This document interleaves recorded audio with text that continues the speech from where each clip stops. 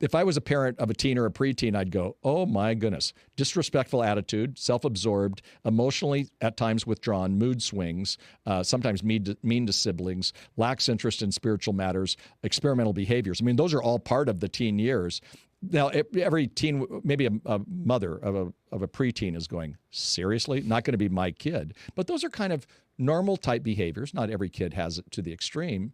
Talk about that, the changes that teens go through during these stages. Yeah, and to make it a little more clear for your listening audience, Jim, if you take a normal personality profile of your teen and you compare that to the personality profile of an adult with major mental disorder, you can't tell them apart.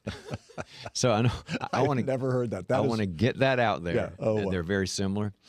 And so, before people get discouraged about this, no, it's a normal developmental passageway. Really, it's part of, when you see in Genesis 3, there's the leaving and cleaving. Yeah. It's part of the leaving part because the brain of the child is basically kind of belongs to mom and dad. I mean, they're the ones that give us values and love us and make us secure and help us to take risk and all those sorts of things.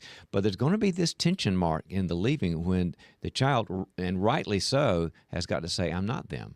My whole life isn't with what they've said scotch taped on my head. Mm-hmm. I've got to work out, as Joshua said, work out, as for me and my family, we're going to follow the Lord. You got to own this. Yeah. And so the ownership process is really rocky at first. And they do get disrespectful and self-absorbed and question everything. Right. And you have to understand we don't want to make that as bad as it can be, but we don't want to have zero of it because you're going to have a problem later, like in their 30s. Yeah. Isn't that interesting? I've often said that, children know what to do. They're the child. Mm-hmm. And then when you become an adult, well, you have a job description as adult, but it's the teen years where it's a transition. And what I hear you saying is this transition is moving from dependence on mom and dad really toward a healthy independence.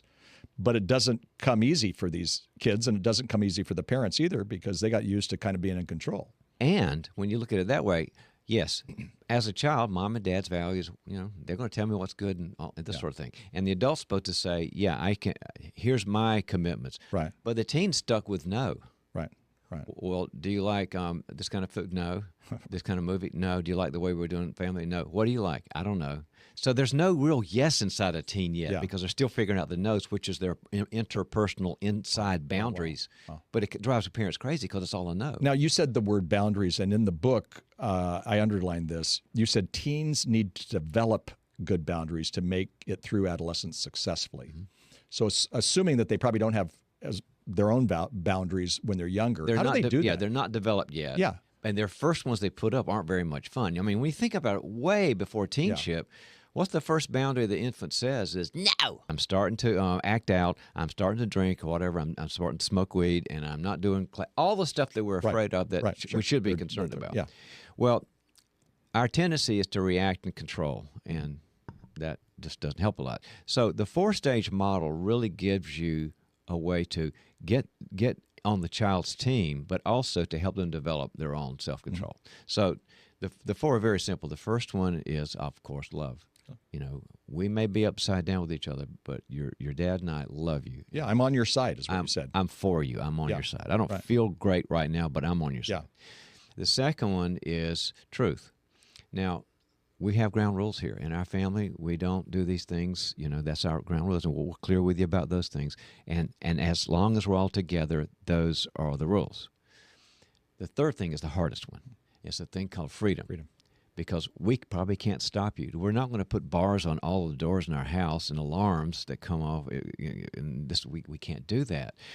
But so you'll probably have free to do a lot of these things. But before you think this is a free lunch, because we are concerned about your growth and your future, the fourth one is a thing called reality. And reality means consequences. So just to make sure you know it, here's the consequences for being out too late or for disrespect or whatever. Feel free to do them, but there's going to be some kind of act that we think is going to be kind of teachable for you. Right.